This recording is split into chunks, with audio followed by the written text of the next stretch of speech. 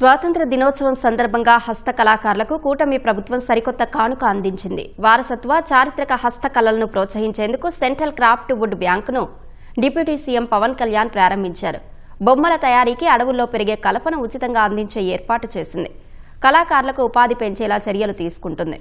అటవీ సంపదను రక్షించడంతో పాటు రాష్ట్రంలో పులుల సంతతి పెంపునకు మహారాష్ట్ర, మధ్యప్రదేశ్ నుంచి పులులను తీసుకొస్తామని చెబుతున్న ప్రధాన అటవీ సంరక్షణ అధికారి పివి చలపతిరావుతో ఈటీవీ ముఖాముఖి.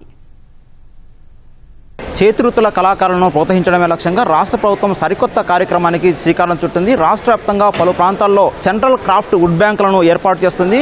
రాజమహేంద్రవరం సమీపంలో ధవళేశ్వరంలో ఉప ముఖ్యమంత్రి పవన్ కళ్యాణ్ తొలి సెంటర్ను ప్రారంభించడం జరిగింది. దీనికి సంబంధించి వీటి ఏర్పాటు యొక్క ముఖ్య ఉద్దేశం ఏంటి, దీనివల్ల ఎలాంటి ప్రయోజనాలు చేకూరున్నాయనేటువంటి విషయాన్ని మనతో పాటు ఫారెస్ట్ డిపార్ట్మెంట్ సంబంధించి ప్రిన్సిపల్ చీఫ్ కన్జర్వేటర్ చలపతిరావు గారు ఉన్నారు. వారిని అడిగి పూర్తి విషయాలు తెలుసుకుందాం.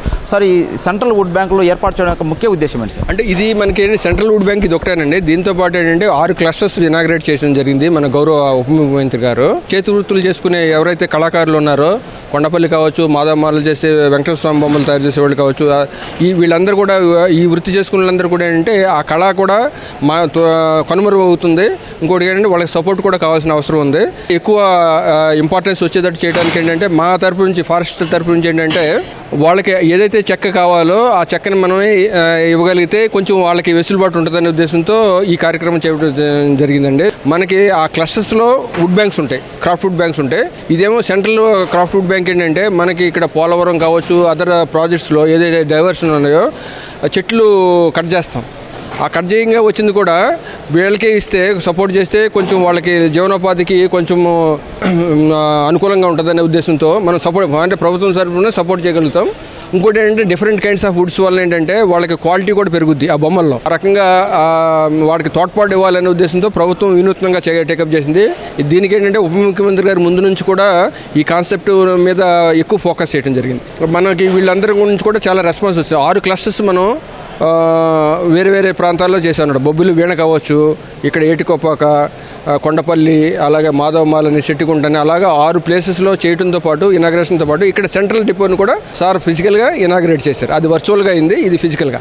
ఇక్కడ ఉన్నటువంటి కలప ఎవరెవరికి ఇస్తారు, అది తీసుకోవడానికి, కొనుగోలు చేయడానికి ఉన్నట్టు అర్హతలు ఏంటి, ఎట్లా ఏమైనా సబ్సిడీ ఏమైనా ఇస్తారా, దాని సంబంధించి? అదేనండి, ఇది అక్కడ మనకి లేపాక్షి హ్యాండీక్రాఫ్ట్స్ అక్కడ ఉంది కాబట్టి సొసైటీ, ఆ కార్పొరేషన్లో హ్యాండీక్రాఫ్ట్స్ కార్పొరేషన్లో సభ్యులు ఉంటారు, వాళ్ళకే ఇస్తాం అనమాట. ఎందుకంటే మళ్ళీ ఫిల్ఫ్రేజ్ అయ్యే వేరే వాళ్ళకి వెళ్ళకూడదనే ఉద్దేశంతో ఎవరినైతే వాళ్ళు ఆర్టిజాన్స్గా గుర్తిస్తారో గుర్తించిన వాళ్ళకి మనమేమి రెవెన్యూ ఆశించట్లా ప్రభుత్వం. మనకు కావాల్సిన ఏంటంటే ట్రాన్స్పోర్టేషన్ ఖర్చు, ఇక్కడికి వచ్చి సామిల్లో ఏదైనా ఉంటే కన్వర్ట్ చేసుకోవాలంటే ఆ ఖర్చులు అనమాట. వాళ్ళు కూడా అది భరించాలంటే అది చేస్తారు. సో మనం చేసేదంతా కూడా ట్రాన్స్పోర్టేషన్ ఖర్చును, దానికి కన్వర్షన్ అయ్యే ఖర్చు భరిస్తే మనం వాళ్ళకి ఫ్రీ ఆఫ్ కాస్ట్ ఇచ్చినట్లకే. ఆల్మోస్ట్ ఏమి సబ్సిడీ కాదండి, అది ఆల్మోస్ట్ ఫ్రీ ఆఫ్ కాస్ట్. వెదురు యొక్క ఉత్పత్తులు పెరుగుతూ ఉన్నాయి, చాలా వరకు ఉపాధిగా కూడా ఉపయోగపడుతుంది వెదురు అనేది. దాని పెంపకం కోసం కానీ వాటి తయారీ యొక్క ఉత్పత్తుల యొక్క మార్కెటింగ్ కోసం ఎలాంటి చర్యలు తీసుకుంటారు? అదే వెదురు కోసం చూసుకుంటేనండి, బ్యాంబూజా ట్వెల్డా అనే స్పీసీస్ నార్త్ ఈస్ట్లో ఇప్పుడు ఫ్లవరింగ్ వస్తే లాస్ట్ 1 year నుంచి అక్కడ సీడ్ అంతా తెప్పించి నర్సరీ రైజ్ చేసామండి. దానికి 2.5 లక్షల సీడ్లింగ్స్ మన దగ్గర ఉన్నాయి, మొక్కలు ఉన్నాయి. అది ఆల్రెడీ మనం ఈ సంవత్సరం ప్లాంటింగే ఒక 5 లక్షల వెదురు మొక్కలని నాటాలని. దానికి కావాల్సిన 2.5 ఇస్తాము, ఇంకో 2.5 లక్షలేమో నార్త్ ఈస్ట్ నుంచి తెచ్చుకుంటాం. బ్యాంబూ కూడా మనకేంటంటే మన స్టేట్లో ఇప్పటి వరకు మన ఈ ప్రాంతం పోలవరం కావచ్చు, ఏఎస్ఆర్ డిస్ట్రిక్ట్స్ బ్యాంబూకి అనుకూలం. రాజమహేంద్రవరం సమీపంలో జూను ఏర్పాటు చేయాలని ప్రతిపాదన తెలుస్తుంది. దానికి సంబంధించిన ఏర్పాట్లు ఎంతవరకు వచ్చాయి, ఎప్పుడు ఏర్పాటు చేస్తారు? అది ఆల్రెడీ పైప్ లైన్లో ఉందండి. ఆల్రెడీ సెంట్రల్ జూ అథారిటీ వాళ్ళు కూడా చూశారు. ఫండ్స్ కూడా వస్తే మనం టేకప్ చేస్తాం అనమాట. సఫారీ చేయాలని అది పైప్ లైన్లో ఉంది. రాష్ట్రంలో ఈ పులుల యొక్క సంఖ్య తగ్గుతున్నట్టుగా నివేదికలు చెబుతున్నాయి. నల్లమల్లలో కూడా తగ్గుతున్నది. సో సంరక్షణ కోసం అని, వాటి పెంపకం కోసం సంఖ్య పెంచింది కానీ ఎలాంటి చర్యలు? ఒకటేంటంటే పులులు తగ్గుతున్నాయి అంటే కొన్ని స్నేర్స్ పెట్టి చేస్తుంటే ఇప్పుడు కాదండి, ఇంతకుముందు చేసినవి తగ్గినాయి అనమాట.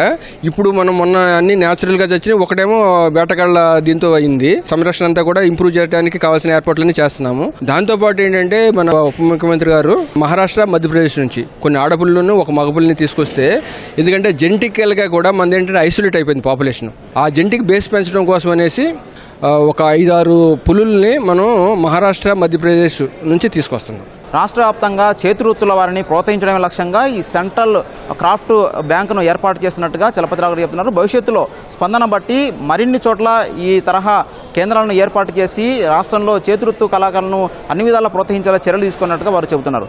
కెమెరామెన్ సూర్యప్రకాశ్ కలిసి వెంకటరమణ, ఈటీవీ న్యూస్, రాజమహేంద్రవరం.